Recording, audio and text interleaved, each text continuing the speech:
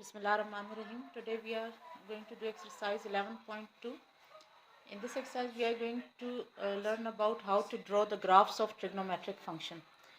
The procedure is simple. It's the same as we normally draw a graph between x and y axis, x and y coordinate, but here the only difference is that we take the angles on x-axis. Okay, we always take the angles on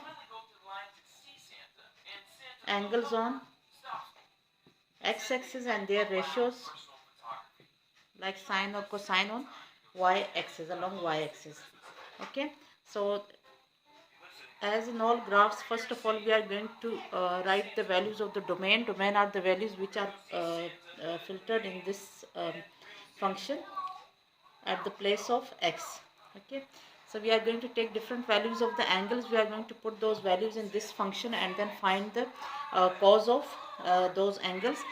After finding the cos of those angles, we will take the angles on the x-axis and the ratio, for example, the cos of the angle on the y-axis, and we are going to plot different points and we will join them to get a graph.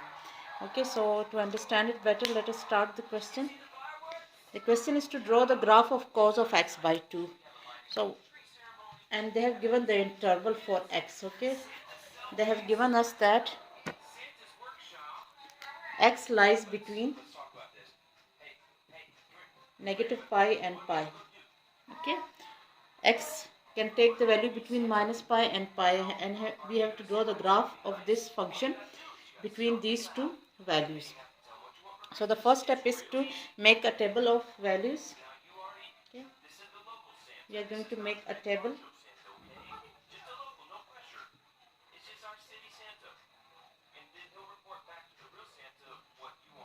We will take different values of x. Okay, we are going to put it inside this function. You can put the angles over here divided by 2 and then find cos and write the value directly over here, or you can also do this question in two steps. First finding the value of x by 2 and then finding cos of x over 2. Okay, so let us start. We are going to start the angles from negative pi. So let me take negative pi first. Okay, and then you can add 30 pi by 6. 30 degrees is equal to pi by 6. Okay, so you can add pi by 6 to these values. You can take a difference of 30, or you can also take a difference of 60 or 15. It's up to your choice. Okay, but remember that if you take less difference, then you will get a more accurate graph. Okay, so I'm taking 30. You can take 60. You can also take 15. If you can predict the graph, then you can take the gap, a large gap between the two values, because you can predict the graph. Okay, you don't need too much values to find the shape of the graph. But if you don't know the shape of the graph, then it's better to take the values having a little gap. Okay, so I'm taking a difference of 30 between these values, but it's up to you. Okay, there is no hard and fast rules for this gap. You can take it 30, you can take 60, you can take 15. If you know the graph, take the difference. You can take a large difference. If you don't know the shape of the graph, then it's better to take small gaps between two values. So taking the gap between, first of all I'm going to take negative pi, and then I'm going to add on pi by 6 to these values. So after every 30 degrees I'm having an angle. Okay, 30 degree is pi by 6 in radians. So as I'm taking the angles in radians, I'm going to add pi by 6 to this value. Okay, and the values which I will get is, I have already calculated that values. I'm going to get negative pi by 6, and then adding one more pi by 6 to this value. The next value will be negative 2 pi by 3. Okay, after the negative pi by 2, negative pi by 3, and then adding negative pi by 6. After that, what am I going to do is, as we have to go till pi, so it means that the table of values will be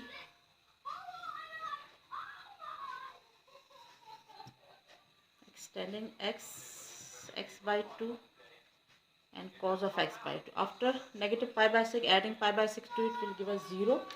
And then again you go on adding pi by 6, pi by 3, pi by 2 and 2 pi by 3, 5 pi by 6 and pi. Okay, so first of all what you are going to do is you are going to take the value of x. Now you have to find the cos of x by 2. So what you are going to do is you are going to divide these angles by 2 and then you are going to find the cos of these angles. Okay, so when I divide negative pi by 2, we are getting negative pi by 2. Okay, and dividing this value by 2, I am going to get negative 5 pi by 12, and similarly continuing in the same way we are going to get pi by 3. Dividing this we are going to get negative pi by 4, negative pi by 6, negative pi by 12. After that 0 divided by 2 will be 0, pi by 6 divided by 2 will be pi by 12. Okay, pi by 6, pi by 4, pi by 3, 5 pi by 12 and pi by 2. Okay, so we got the values of x by 2. Now in the next step what we are going to do is we are going to find the cos of these angles. Now you know that cos of negative theta is always equal to cos of theta. So it means that cos of negative pi by 2 will be the same as cos of pi by 2. Cos of negative 5 by 12 will be the same as cos of 5 pi by 12. So what am I going to do is I am going to find the values of cos for these values. Okay, and then I will write the same values for for example, if I find the value of cos of pi by 12, I will write it here as well as here, because we know that the cos value does not depend upon the sign of the angle. Okay, it is the same for negative theta and theta. So it means that it will be the same for pi by 12 and negative pi by 12. That is negative cos of negative pi by 12 will be the same as cos of pi by 12. So we are going to obtain the values for half of the table, and then we are going to copy the values from this from here to there, because the values of cos are same for both negative theta and theta. Okay, so using the calculator, just what you are going to do is you are going to find the cos of this angle. Okay, and after finding this we are going to get these values. These are the values which I have calculated by the with the help of the calculator. Okay, we are going to do the same, and we are going to get 0.5. Take it to one decimal place, because we are drawing graph on board, not on computer, so we are going to take the values to one decimal places. Okay, these are the values which I have calculated through calculator. We are going to get 0.96, 0.9, 0.7, 0.5, 0.3 and then 0. After doing that, what am I going to do is I am going to take the values of x and cos of x by 2. Okay, I am going to take these values. Okay, and these values, these will be the range values. Okay, the cos of x by 2, and these are the range values. Okay, and these are the domain values. So I am going to plot the graph in such a way that I will take the values of x, okay, this on x-axis, and these values, these are the value of range, I am going to take them on the y-axis. Okay, the values of cos x by 2 will be taken on the y-axis, and the values of the angles will be taken on x-axis. Now let us start drawing the graph. I am going to erase this table. Okay, but I will plot these values. I have written them on a piece of paper, so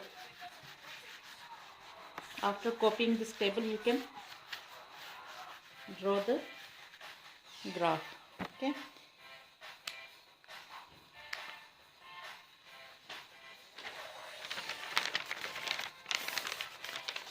over here I have the values.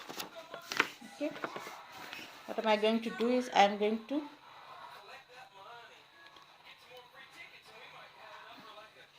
take the I'm going to draw the x and y axis. After that, what am I going to do is I have to take 1, 2, 3, 4, 5, 6. 6 positive values and 6 negative values. Okay, so you take the gap in such a way that you have 6 gaps over here and 6 gaps over here. And let me draw this in the middle. Okay, so that we have enough.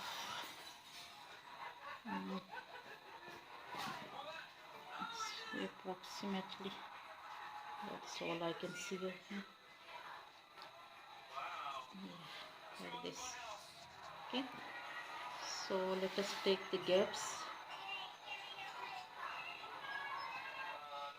I have to take 6 gaps, so if I take this much, let this be 1 gap and 2, 3, 4, 5 and 6. Okay, so this similarly taking approximately the same gaps.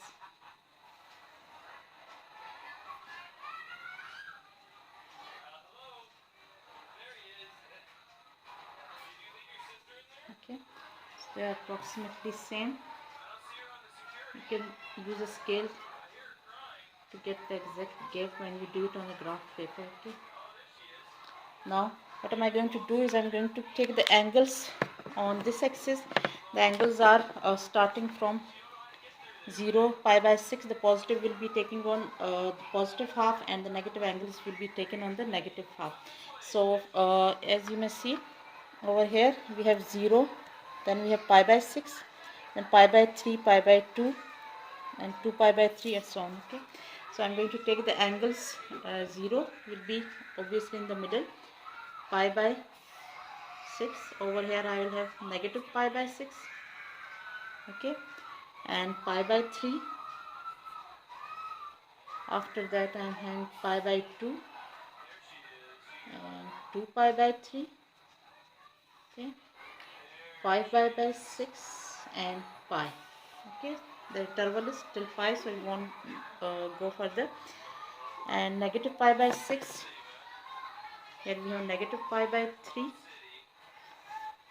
and negative pi by 2, negative 2 pi by 3, negative 5 pi by 6 and negative pi. Okay, so these are the positive angles, these are the negative angles. The first value is for negative pi, we have the value 0. Okay, for negative pi we have 0, and then for negative 5 pi by 12 we have 0.3. For negative pi by 3, what do we have here is 0.5. Okay, and so on we will plot these points. Okay, negative pi has 0, negative 5 pi by 12 has 0.3, negative pi by 3 has the value 0.5. This was from the table that we have already calculated. Okay, these are the values over here. I am taking them, these values, and I am going to plot.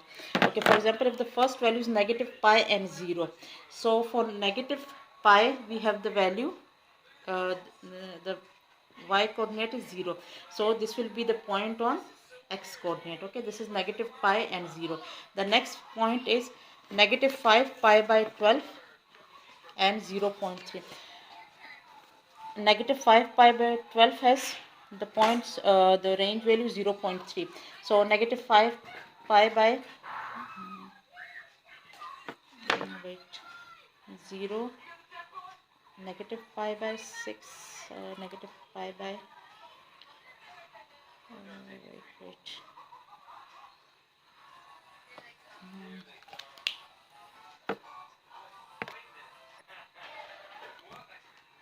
for negative 5 pi by 6 we have the value 0.3. Okay, now we know that now the range values are between 1 and minus between 0 and 1. Okay, so if I take 1 over here,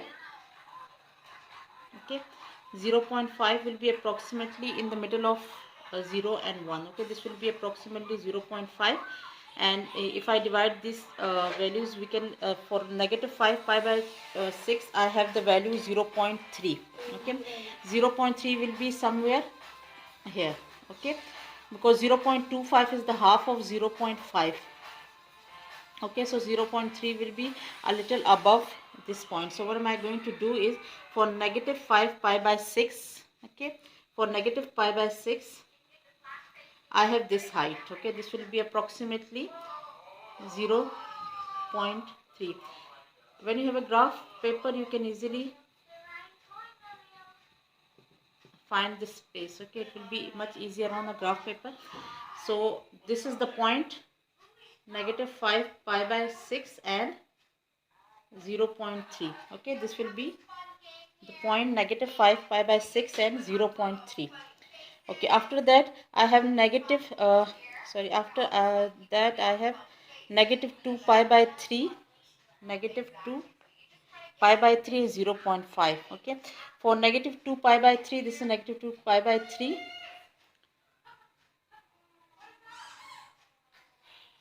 This was negative 5 pi by 6. Okay, negative 2 pi by 3, we have the height of the graph is 0.5. So what am I going to do is, let me erase this. For the next point, what am I going to do is, for negative 2 pi by 3, what height do we have? We have 0.5. So you are going to draw a line from here and a line from 2 pi by 3. Okay, minus 2 pi by 3 has the height 0.5. So this will be the point, negative 2 pi by 3 and 0.5. Now continuing in the same manner, the next point is negative pi by 2. Negative pi by 2 has 0.7. So 0.7 will be over somewhere over here. Okay, 0.6, 0.7. This will be approximate height of for negative pi by 2. We will have the point over here. Again, repeating in the same manner. Okay. Negative pi by 3 will have the value 0.9. Okay, it will be very near to negative it will be very near to 1, and negative pi by 6 will have the value, this is also 0.96, which is almost 1. Okay, so it will be very near to 1. At 0 we have the exact value 1. So this is how we have obtained these points. Similarly, continuing in the same manner, pi by 6, we know that the height of the pi by 6 and negative pi by 6 will be the same. It means that it will be the same as this point. Okay, you can plot it or you can predict the graph also, because negative pi by 6 has the same value as pi by 6. So these are the two dots. Okay, pi by 3 will have the same height as negative pi by 3. So the height will be the same as for negative pi by 3. Similarly, for negative pi by 2, the height will be the same as pi by 2. So it's going to be, for negative pi by 2 we have this height, and the same height will be for positive pi by 2. Okay, you can predict the graph like this. Similarly, the graph will go down in this way and its height will reach 0 at pi. Okay, so this is how we draw the graph. The last step will be to join all these points to get a curve.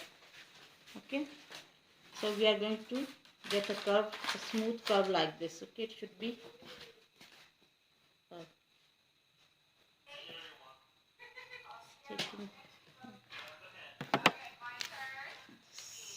should be the same. Okay. Okay, this is how we will be getting the approximate graph that we want. Okay. This point should be over here. This is smooth graph like this. Okay, so this is how we obtained the graph of cos x by 2 by taking different values of the angles between negative pi and pi. And This is how you can attempt the whole exercise, because the method is the same as this question. And do let me know if you have a problem. In question number 2, the only difference is that you have to plot both the graphs, both these graphs on the same graph paper. Okay, method is the same. Why you will make a graph of y is equal to sine x, and on the same graph paper you will make the graph of y is equal to sine 2x. Both the graph will cross each other at some point, and what they had said, on the same axis and to the same scale. It means on the same graph you have to draw the graphs of these two functions for their complete period. We know the period of sine is 2 pi, and over here we have sine, its period is also 2 pi. So you are going to draw the graph between 0 and 2 pi. Okay, and the remaining method is the same as this one. So this completes the topic of how to graph the trigonometric functions.